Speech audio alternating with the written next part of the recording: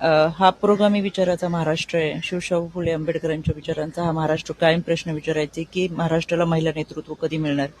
आणि मला असं वाटतं की आज आदरणीय वहिनींच्या रूपाने पहिली महिला उपमुख्यमंत्री म्हणून महाराष्ट्राला एक महिला नेतृत्व मिळाले.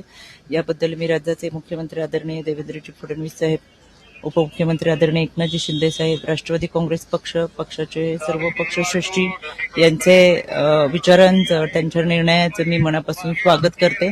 वहिनींनी गेले अनेक वर्ष काम केले, सक्रिय सहभाग नोंदवलेला आहे. त्यांचा हा प्रवास नवीन नाही. सामाजिक कार्य आणि राजकीय काम करत असताना आदरणीय दादांचं कामकाज त्यांनी फार जवळून पाहिले, त्याच्यामध्ये सक्रिय सहभाग नोंदवलाय. त्याच्यामुळे आदरणीय दादांची जी स्वप्न आहे ती पूर्ण करण्यासाठी निश्चितपणाने त्यांचं काम करून हा आपला विश्वास सार्थकी ठरवतील ही मला खात्री वाटते.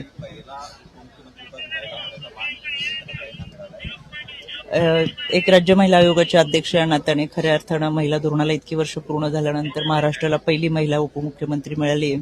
आणि म्हणून महिला तमाम महिला भगिनींना या गोष्टीचं निश्चितपणाने समाधान वाटत असेल की एक महिला आज उपमुख्यमंत्री पदाची शपथ घेते आणि निश्चितपणाने ती ही धुरा, ही सूत्र अतिशय चांगल्या पद्धतीने सांभाळेल ही एक महिला म्हणून आमच्या सगळ्यांची भावना आहे.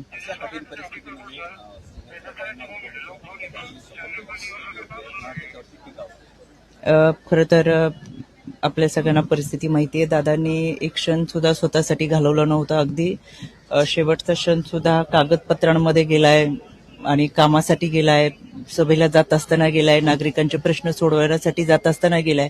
ज्या माणसाने संपूर्ण आयुष्यामध्ये कधीही वेळ वायाला घालवू नये, कायम जनसेवेसाठी दिला, त्या व्यक्तीची पत्नी म्हणून, अर्धांगिनी म्हणून साहजिकच त्यांची जबाबदारी मोठी आहे, ती त्यांनी ओळखली आहे.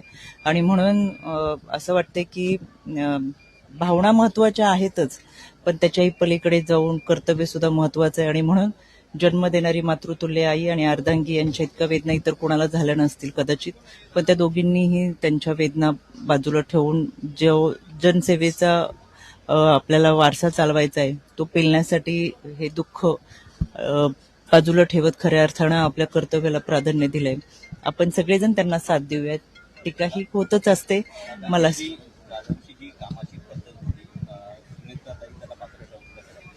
असं वाटतं आपण त्याच्यावरती आता चर्चा करण्यापेक्षा आणि त्या काय करतील काय नाही पेक्षा, ते नवीन नाहीयेत. पवार कुटुंबातून आलेले आहेत, दादांचं काम जवळून पाहिलेलं आहे, त्यांचा सक्रिय सहभाग आहे. 2009ला त्यांनी ज्या काठेवाडीमध्ये काम केलं त्याला निर्मलग्राम पुरस्कार 2009ला मिळालाय. त्याच्यानंतर त्यांची वाटचाल प्रगतीकडे होत गेली. त्यांनी राज्यसभा सदस्य म्हणून काम केलेलं आहे. प्रचंड अनुभव त्यांच्या बरोबर आहे.